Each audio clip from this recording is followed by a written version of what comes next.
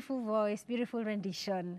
Now, like I said, I follow you on your social media, and I caught that you're saying this year you're going to be doing a lot of music.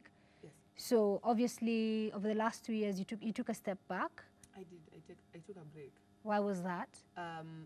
After I had my baby, I had postpartum depression, which subsequently turned into depression. And I was so reclusive, I didn't want to leave the house.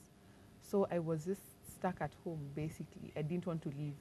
I was just, I was suffering through a lot of anxiety, just leaving the house, you know. Because when you're depressed, your mind feeds you a lot of negative things about yourself, most of them being untrue. Right. So it got to a point I didn't want to leave the house. I had shut everyone out, and I just didn't feel like in a position to like put out music, because I'm really passionate about my music, and I wasn't in a position to just put out something 50%, or I needed it to be 100%. If I'm going in completely. How old is your daughter now, if I may ask? She turns 4 in March. 4 in March. So when did you break out of the cycle and realize that, hey, I need to get help and do something about this? So in the beginning, it wasn't that obvious, because after I had my daughter, I released my album in 2015. Because I had her in 2014. In 2015, I released my album, and things were okay, but then it turned into like an actual depression. Like it was postpartum depression because of the new baby and the change of life. Pregnancy comes, it changes your body. It's a lot. It's a lot to handle. And like I sort of got over that, and then I was ready to go back to work. But then it like turned into depression because I was so nervous. What do people think? Oh my God, will they like the new music? Because people know me from So Alive, and they know me from Dumbala. And Dumbala especially is not like a track that I would have done if it wasn't for a collabo. Right. So like wanting to release my own stuff that was 100% me, without anybody else featured on the song, was really nerve-wracking. I was just so scared. I was like, oh my God, will I be able to do it? And the doubt like started sinking in, and it got to a point I just had to like let go of all human contact. I had to just be alone. But luckily I have a really supportive producer. So what happened was 2017, the whole of last year I was in studio from the beginning of the year, because I had this really major writer's block.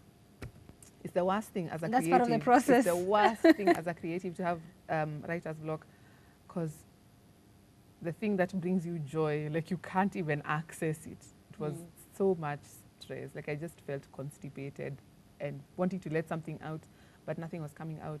And it's like writing music is a way I let go of like negative feelings. Decompress. So that was worse, because it was like I'm trying to release, but I was like forced into a little box.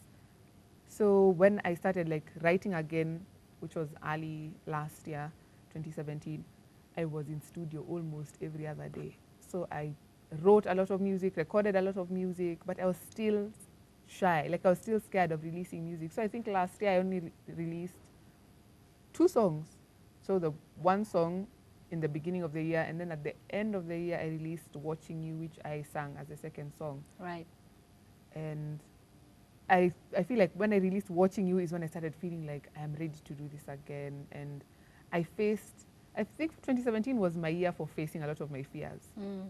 Fighting with your own inner demons, self-confidence. And I think a lot of people don't realize how much this business can play on your own confidence, because they think they see you out there. They think you just she's think on you're a stage, all yes, the time. all the time. Like, yeah, so it got to a point I started feeling like I didn't deserve my talent, or like I didn't deserve to be where I was, or like, why is God giving me this music? Why, like, it should have been given to someone else who could who had the capability to take it out to the people. And I was so hard on myself. Now I see it, but before I didn't see that. Right. Obviously, I thought, oh, you're giving yourself good advice. So what helped you get out of that funk? Because obviously now you're here, you're smiling, you're singing, you're confident. So clearly you're in a much better place. I think it's just, one, having a really good support system, because my family was really supportive.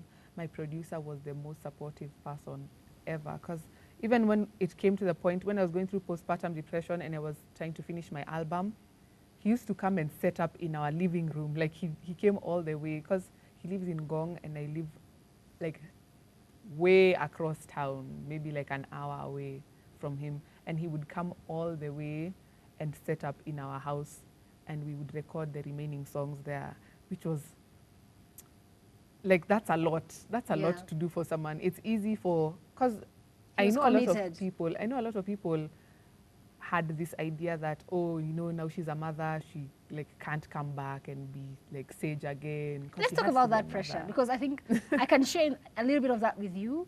And I think really there are moms out here, they are slaying. Motherhood is not the end of a career. Yes, the body will change. I believe it's going to be more fuller, more beautiful. More beautiful, yeah. But society sort of like puts too much pressure, I think. It does. And then there's the one side that is like, oh, you're a mother now, so you like it's going to be hard for you. You're going to concentrate on your baby and not want to come back to music. And then there's the other side of people who want you to just give birth and come back like Beyonce. Yo, I did not have her babysitter. I did not have her type of money to hire her type of babysitter. Absolutely. Her type of team to put that body back together. Exactly. I don't have that. Like, if I had that money, I would be back. The next day. Yeah, the next day I'd be ready. My videos would just start dropping. We'd have done so many videos before. But people, I guess, they don't understand things unless you tell them.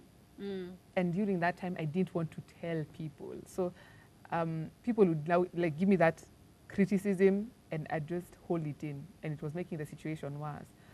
But 2017, I did a lot of growth. I did a lot of reading, and just sort of my own sort of self-discovery. Right.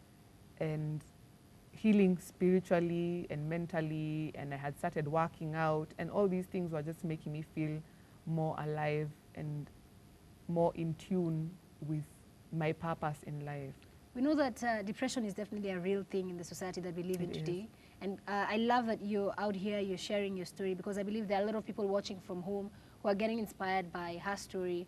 She's battled postpartum depression, gone into full-blown depression. And then here anxiety, you are, anxiety, like, but I think people don't understand, because like the thing with anxiety and depression is you won't see it on the face.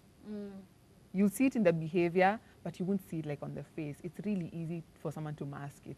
Like sometimes like last year I was so anxious all the time.